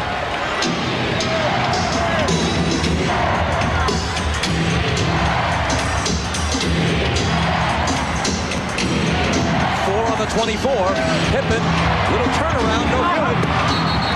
Dale Davis has it, but Dick Bavetta says, hold on. And now it's Rodman's turn to gloat a little bit. Every shot that's going up, Antonio Davis and Dennis Rodman are waging some kind of battle with each other underneath the basket. But that time, Dale Davis slipped in. Dennis Rodman slipped in front of Dale. Antonio came over his back off of Kukoc. The second foul on Antonio Davis. Kukoc misses the off-balance shot, but Pippen dives to the floor. Kerr has it. Kukoc, mismatch on Best, and a foul. Travis Best with the foul, his 4th. 2 Pacers. That's 4 on Best. You can feel Indiana's season right now. This is when they know their season is on the line, Bob. It's what you talked about. When we started the half, it was 24 minutes. It's now down to 10 minutes and 15 seconds. And they are fighting for every loose ball, giving hard fouls. This should be an unbelievably furious finish. And Doug, when you're fighting that hard, you know sometimes you don't take advantage of the things that you should. I think when you got Tony Kukoc out on the floor being guarding Antonio Davis, you got to punish Kukoc because you know he's going to take Davis outside on the perimeter. Pippen, bleeding a bit from his left elbow, has to come out of the game briefly. That's a league rule. Can't have an open wound, and he's replaced by Scott Burrell.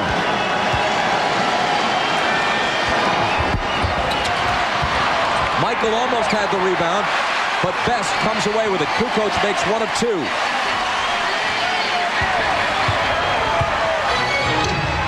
Pacers by a...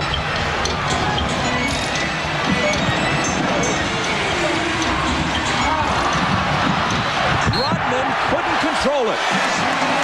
Diving into the laps of the photographers for whom he only has pleasantries these days. 9:54 to play in the fourth. The Pacers with the slimmest of margins, and it's their ball when we come back to Market Square.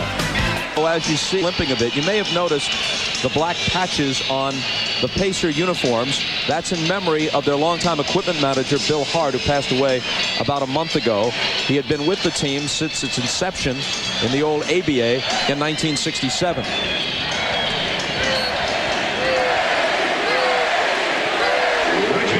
And a chant of Reggie, Reggie, Reggie from the Market Square crowd.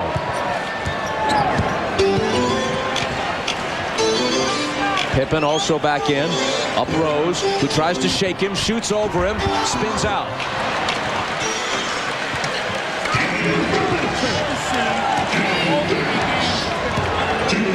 Chicago looking to take the lead. Michael fires. Antonio Davis.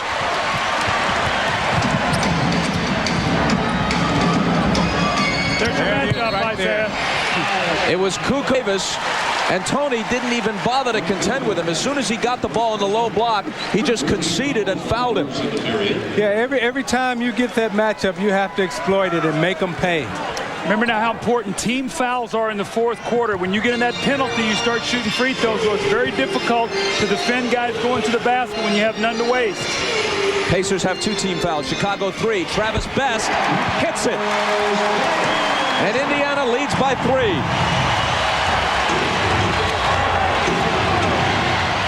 Here's Kerr. Weaving back through a crowd.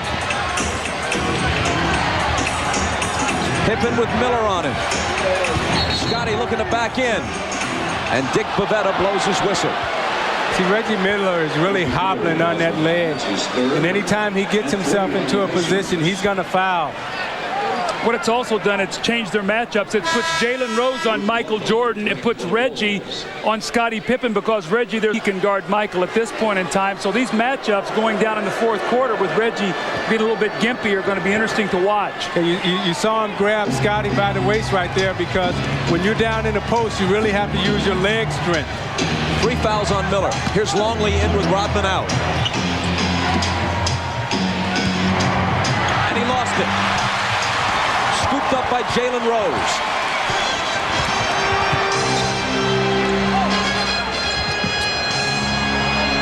McKee is open. Antonio Davis tips it home. And the Pacers lead by 5. Timeout, Chicago.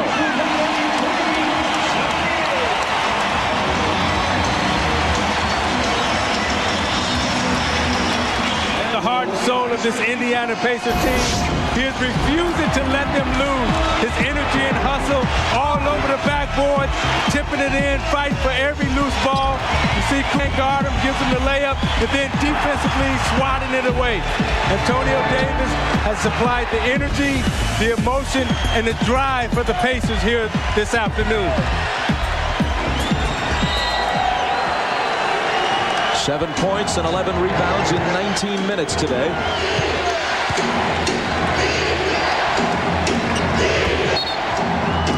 And Jalen Rose bumps Jordan and fouls him. That's 2 on Rose. Now that's 14. That means that the rest of the way that Chicago will be shooting free throws. That's the 8:07 mark. Let's see if they take advantage of that. Chicago still with 3 team fouls, so they're 2 away from the penalty. Here's Michael into the lane, dumping it off for Longley. And the easy dunk.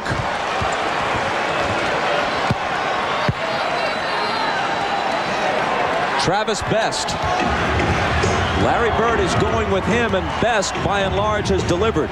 Long stretches on day for Mark Jackson. And this is the most we've seen Steve Kerr in this series also. Jalen Rose hands it from the baseline. How about Davis stepping out, driving Longley to the middle, and acting as a guard on the kick and dish.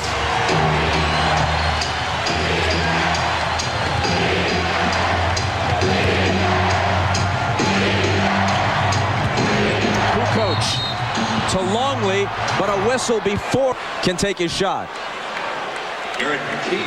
McKee on the foul. It's his 3rd. Now you watch Davis, he'll put it on the floor and driving it to the middle and kick it out to Jalen Rose for the easy spot up Jay. Antonio Davis has the foot speed to go by Longley. And Jalen Rose has the soft touch to put it in the hole. Don't forget the Olympic show tonight on CNBC, 7 Eastern, 6 Central, looking 1992 Barcelona Dream Team. Doug Collins and Isaiah Thomas joined me for that one. We recorded it about a week ago, and we think you'll enjoy it.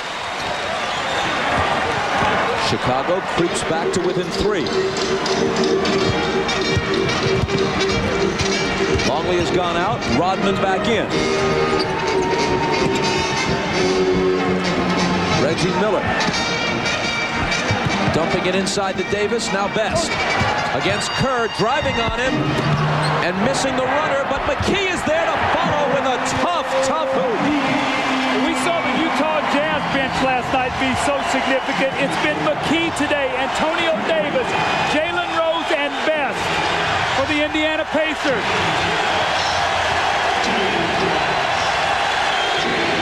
Miller's got Michael on a switch now, and hobbling as he is, I don't know how he can stay with him. Michael's got the ball. Seconds to shoot. There's the horn. And they never get the shot off. See Reggie Miller out now on the floor. It's more of a decoy than anything else. You're still worrying about his shooting, so you got to stay attached to him, and the other guys are hurting you right now, Bob. McKee. Go back to that man, Davis. You called it, and he's fouled. Rodman and Jordan had him sandwiched. And it's on Rodman, his 5th. My first opportunity to get to know Tony Davis was I coached the first rookie game that they had at the All-Star break, and Tony Davis was on my team. And I left there, I said, this guy is a guy that you would love to coach. He reminded me so much at that point in time of Horace Grant. Young, active, aggressive, offensive rebounder, defender. He's a great guy to have on your team. The thing that I love about him, Doug, is his attitude. His never say die attitude. Every time I've watched him play, he never quits, never concedes, no matter what the score. Larry Bird loves him already, but says, just give me 2 months with you this summer, and I'll make you an even better player. 1 of 2. Indy by half a dozen.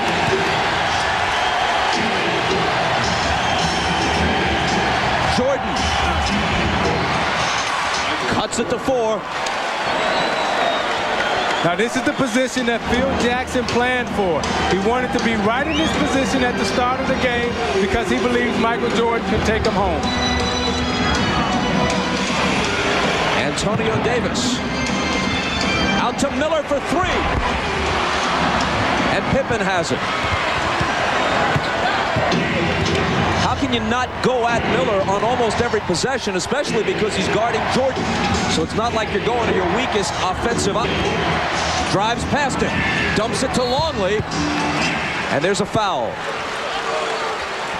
Well, Bob, I'm really surprised that they're continuing to keep Reggie Miller on him because of that, because Michael's going to break him down. You see it right here. This time it's Jalen Rose and Michael knifing through the teeth of the defense.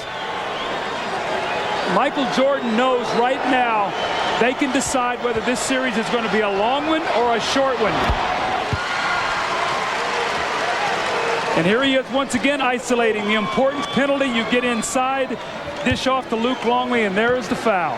On Antonio Davis, his third. Longley made the first, and now the second to cut it to 2.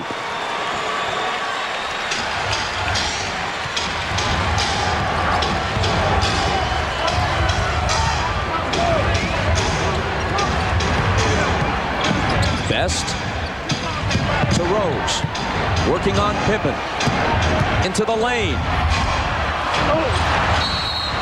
And a foul over the back as he tried to follow his own shot. You got to stay away from the frustration there, Isaiah. You missed the shot, okay? You've got to get back on defense now. You can't let the Bulls continue to parade to the free throw line, because what they can do now is not only they scored the free throw line, the clock is stopped, they can rest a little bit, and they can get their defense set in the half court. All these things work against you when teams start shooting free throws. Now, the problem that Indiana has, Doug, right now is that you got to keep scoring, because you know Chicago's going to score, and you can't rely on your defense to stop them. Now, what Indiana's betting on, that this could become a defensive battle where we can stop you and you can stop us. However, Chicago has Michael Jordan. The Pacers have a 1-point lead. And a timeout. 4 minutes and 48 seconds to decide whether this is a series again or whether it's over. Bulls defense, specifically steals and forced turnovers, have been so critical in the first 2 games of this series. You see what they have done up until this point in time today. 25 plus steals, plus 24 forced turnovers, plus 34 point differential off those forced turnovers. And here's what they've done today. It's been an entirely different story. -1 in steals, -2 in forced turnovers, and -7 in points off turnovers. So if the Pacers can win the game today, and it's a big if, winning by 1 right now, that will be the story. And Bird has come back with Smits in the game, and that tells me that he understands that they need to score. And from here on, they're going to try to outscore Chicago as opposed to outdefend them. And a significant foul, 5th on Longley, 5th on the team. Chicago now joins the Pacers in the penalty with 4:46 left. And Indiana has been one of the best free throw shooting teams in the league this year. Could the free throw line be the difference in the last 4:46? When you look at Indiana right now, everyone has done their job extremely well. They got 38 points off the bench. Now they just have to finish and close.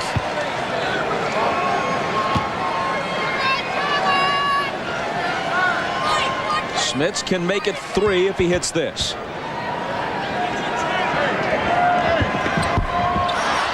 Pippen has the rebound.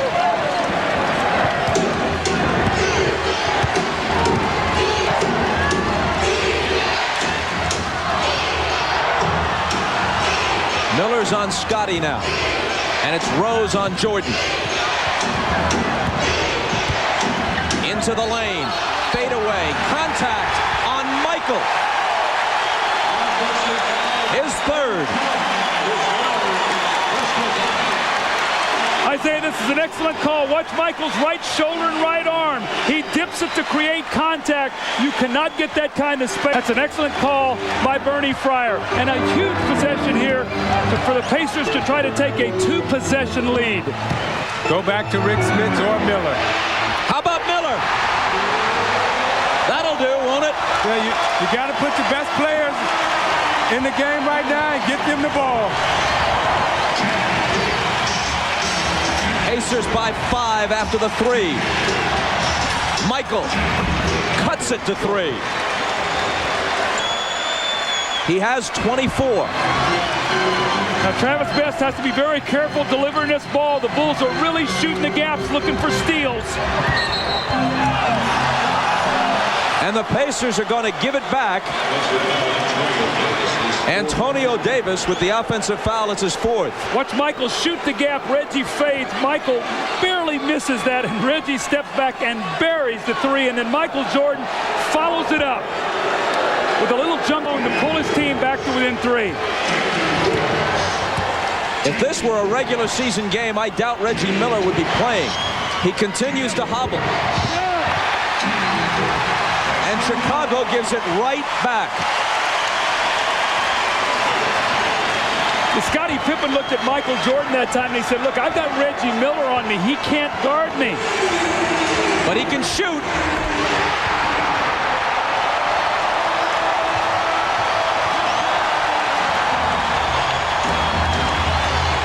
Pacers by 6.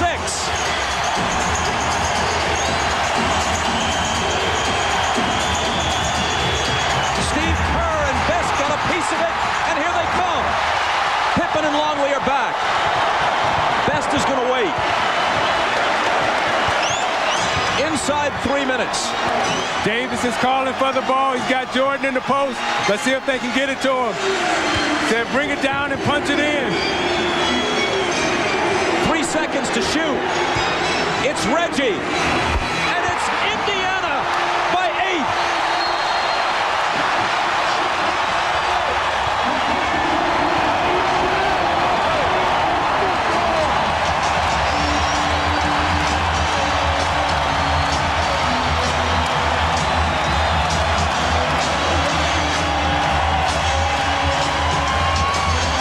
A man who has made his entire reputation on pressure in the playoffs, averaging 24, 25 points a game in the postseason.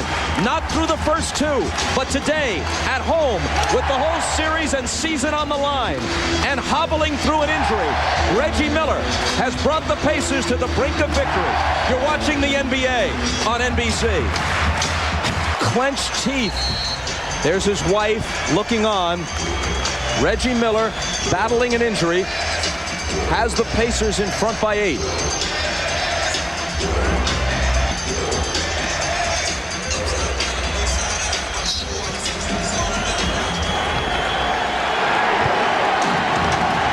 It's Kerr to Kukoc.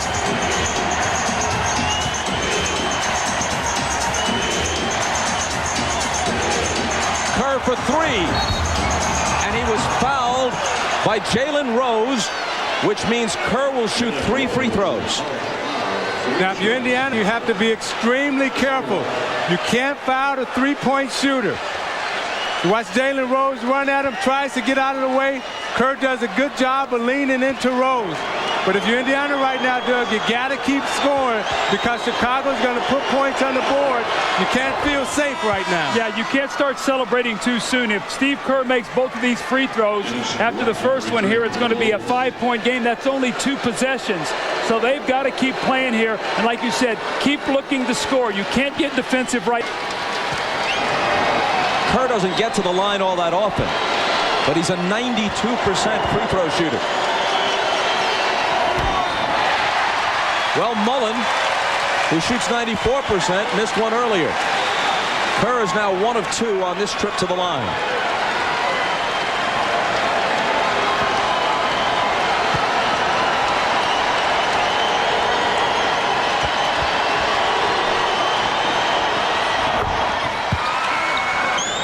Indiana by 6 as the clock winds down toward 2 minutes. Travis Best has played since the 3:32 mark of the third quarter. So Larry Bird, as we see Best go to the basket, has made the decision that he is going to be the guy to take us home. Rodman fouls out of the game on that play.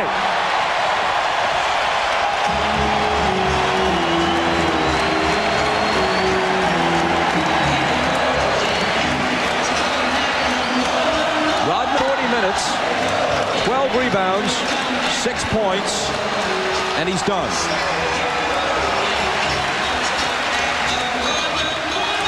The speed and quickness, Travis Best just breaking Steve Kerr down, and you see it right there. He pokes him right in the eye. No question about that foul.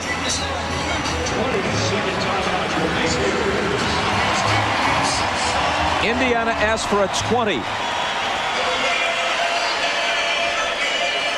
Our coverage, of course, continues tomorrow as we follow the NBA playoffs. We're out west. First, we go to New York for showtime at 3 Eastern. Then it's Game 4 of the Jazz and the Lakers. Utah in front 3-0 and possibly heading for a rematch with Chicago in the NBA Finals. But not if these Pacers have anything to say about it. And we're back here on Monday, Memorial Day. Again, showtime at 3, game time 3:30, Game 4, Pacers and Bulls. Michael Jordan has 24 points on 8 of 20 shooting. Reggie Miller with a brilliant fourth period, 23 points on 8 of 14 shooting. We talked about at the start of the game, Bob. Michael has been 38% of his team's offense in the first 2 games and has carried them to 2 wins.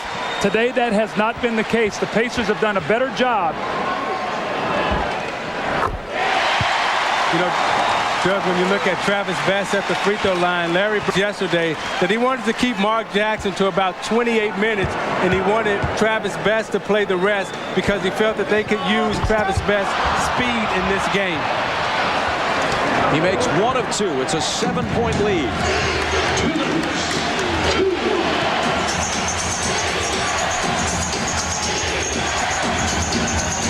Michael trying to bring him back. Kukoc for 3. It was halfway down and popped out. Long follow will come to the free throw line. That's 4 on Smits. It tells you how close this game is, Bob. The ball went up there. The Pacers had 3 guys inside position, and the ball bounced around 1 extra time. All the Pacers mistimed their jump, and it fell right to Luke Longley. That's how close winning and losing is. Ask New York when they did not come up with the rebound, and Reggie buried the 3 against them. Zeke, to follow up your point, Larry Bird said he wants him to play about 28 minutes. He's played 23. And Larry has gone with Travis Best with the game on the line here in the 4th. This is Best surrounded as they press in the backcourt. But he works it free to Antonio Davis. Now Jalen Rose swatted away by Pippen. A crucial defensive play. Well, there's no fear in this Pacer team. They're continuing to go. We saw Best the last time. This time Jalen Rose. They are not getting tentative. That could have made it 7 again. But Pippen with the block denies them.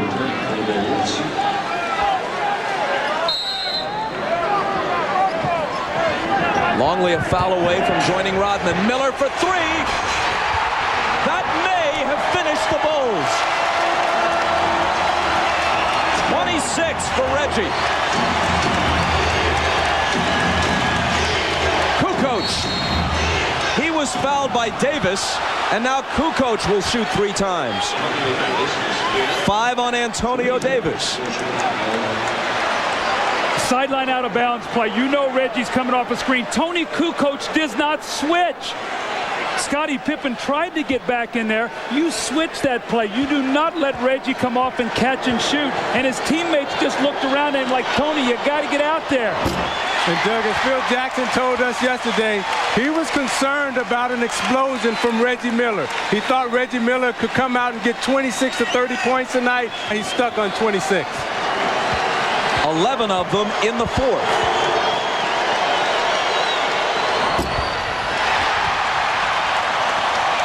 What slim chance Chicago had may have disappeared with Kukoc at the line. He could have gotten them 3 points without the clock moving at all, but he misses the first 2.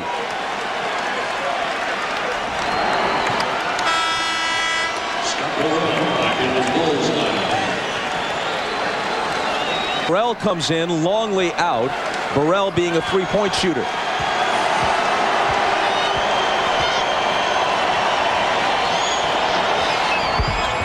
One of 3 for Kukoc. who has not been shooting free throws well in the playoffs anyway. Only 59% coming into this game. Bob, if you count the playoffs this year, the Pacers are 26-0 when they score 100 points. Well, today they have 101. And Indiana hasn't lost a game here where they score 100-plus points. They lose the ball, but with only a minute to go, Chicago is desperate. Pippen for three. It's long. Jordan rebounds and is fouled, which stops the clock with 52 seconds left.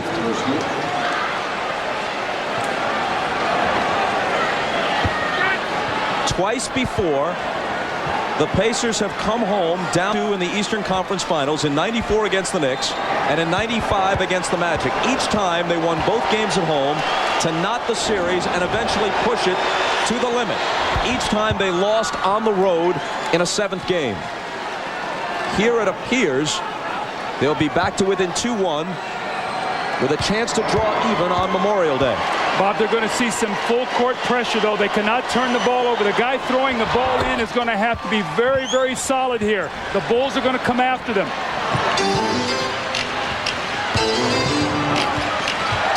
Best doubled in the backcourt, and it's stolen by Kukoc. Here's Pippen, wants a three, which could have cut it to 2, and it does. It popped out and then fell right back in. Here comes Rose, all the way to the hoop, wrapped up by Harper. Bob, interesting, Larry Bird was calling timeout. He wanted a timeout after that ball went in. The Pacers did not see it. They threw the ball in and advanced it ahead. Not fall asleep. The game is never over.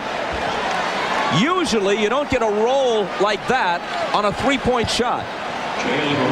When you're coaching and you have the lead like that, it seems like every one of those shots always go in against you. Man. Rose now trying to give the Pacers breathing room. They're up by 3. Watch this.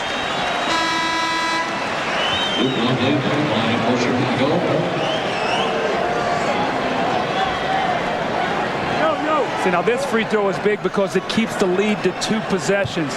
Otherwise a miss and the Bulls can tie it with a 3-point play or a 3-point shot, and there's still 2-to-1 possessions in terms of 36 seconds on the clock. So the Bulls can get 2 shots to 1 here. Rose makes them both. Timeout Chicago. 36.1 on the clock. I don't imagine you're going anywhere, so we'll be right back. Chicago down 4.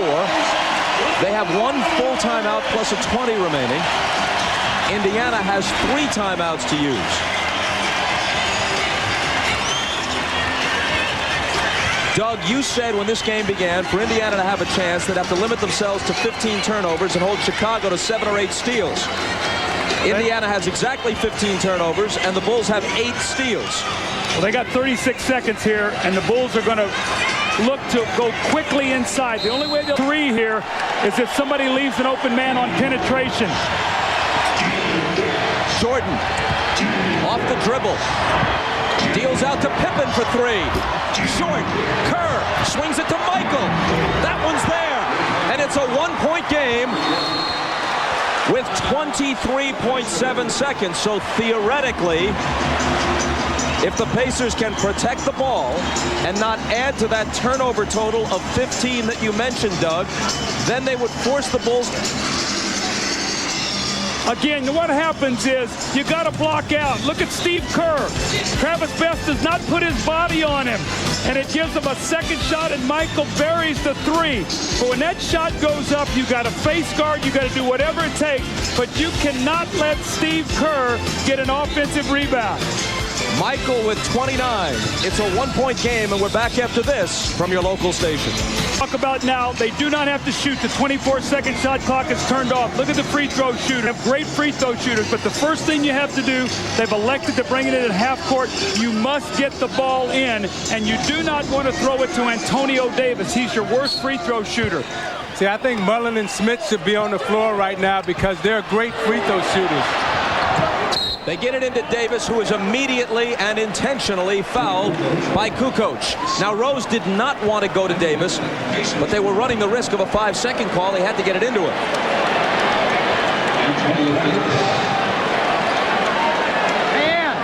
not surprised that Larry Bird didn't put all of his best free throw shooters out there, knowing they're going to foul. Then you can make the defensive substitution. You put yourself in a position here where your worst free throw shooter is shooting under pressure. Even if he makes them both, the Bulls can tie with a 3. Wow. I mean, that's just guts and competitive spirit and competitive nature up at the free throw line making free throws. Now remember, big offensive rebound against the Knicks. They were up 2. He made both free throws to seal that game. Let's see if he can finish it off by making the second one here. A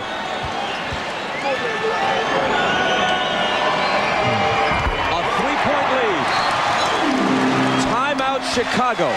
Now coming into this game, Chicago had hit only 4 of 22 from three-point range in their 2 victories in Chicago. Today, they're 8 of 6 from behind the arc. And it was the Pippen 3 and then the Jordan 3 that brought them from way back to this point. See, Bob, I think there's enough time for Chicago to go for a quick 2 and then foul. They don't necessarily need a 3-point shot right now. But, Doug, maybe Larry Bird understands something better about his players than we do. You know, when you step up on that free throw line, you got to have a lot of courage to make free throws. And some of the best free throw shooters in the league right now who have good field goal percentages or good free throw percentages can't step up to the line, have enough courage to make free throws, and Bird knew Davis could do that. With a little more than 2 minutes to play, the Pacers led by 8. Well, Reggie Miller with tremendous shooting, reading the screen, fading back for the 3, the pump fake, and the 2-point shot. The sideline out of bounds play. He catches the Bulls, they don't switch it, and he buries the big 3. So Reggie has made some critical mistakes. But Isaiah, remember, Matt Guokas talking about it in that New York Pacer game before. Many times the shot that hurts you is the one you don't rebound and you get the kick out for the open 3. That's what happened the last possession when they did not block out Steve Kerr. Yeah, the last possession also, you saw Jordan trying to put it on the floor, get Jalen Rose up in the air and try to get a foul. Look for Jordan to try to do the same thing or go inside quickly to a post-up on Rose.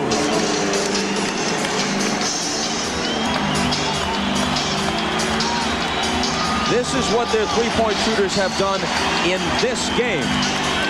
Kerr, remember, is the most accurate three-point shooter for his career in the history of the league. The most dangerous man now throwing the ball is Tony Kukoc. After he throws the ball in, Derek McKee's got to recognize where he is now. Michael. Pippen. They're looking for the 3. Now it's Michael stumbling into the lane and drawing a foul with 12.2 on the clock. So that's exactly what you want to do with that amount of time left on the clock. If the quick 3 is there, you take it, you look for it, you see it, try to go for it, now you put it on the floor, try to draw the contact, try to draw the official's attention, try to make him call a foul. Now how big is this? That's 6 on Antonio Davis. And Davis is done, as Larry knows. You look at Larry Bird again. He's playing against his own mentality when he looks at Michael Jordan. That's why the smile is there. Yeah, because Larry would have done the same thing. He would have dribbled in there, thrown his body in there, and said, give me 2 free throws. He's done the same thing. Yeah, it's a smile, Zeke, but it's a rueful smile after that call. Michael has made 9 of 10 at the line, just 9 of 21, as you see, from the field. Now, if Michael makes both of these, he misses. The one thing I do not have, I do not Smith throw the ball in. Big guys do not make good decisions in this situation. Get all the way down the floor if you're not going to take a timeout.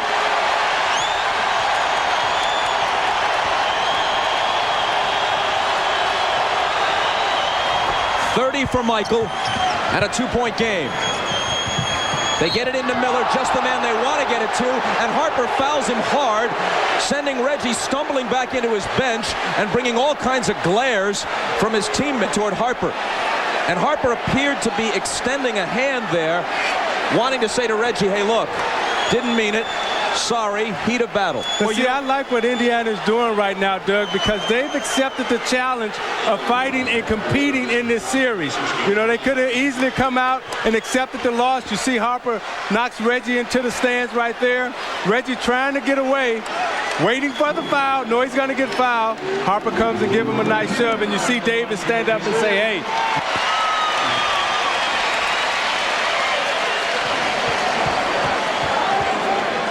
Miller. One more coming. If he misses, Chicago can tie with a 3. Now, what they like to do in this situation, Chicago, they love to throw the long pass to Michael Jordan. He'll run to the sideline. They'll throw it high to him going to the corner. A 4-point Indiana lead. Michael, catch, shoot, can't cut it to 2. Pippen rebounds, 4 seconds on the clock. Pippen is going to slam it, but that's going to do it if they can get it in. And Indiana, sweating for it to the last second, wins Game 3.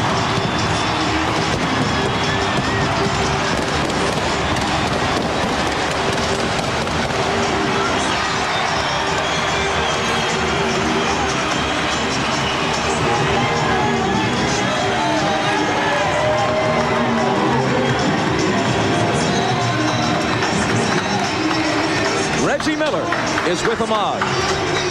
Doug Collins and Ahmad Rashad. I'm Bob Costas. Now we'll join Hannah Storm in our New York studios along with John Sally, Peter Vesey, and Matt Gukas. See you Memorial Day for Game 4 of what now shapes up as a real series.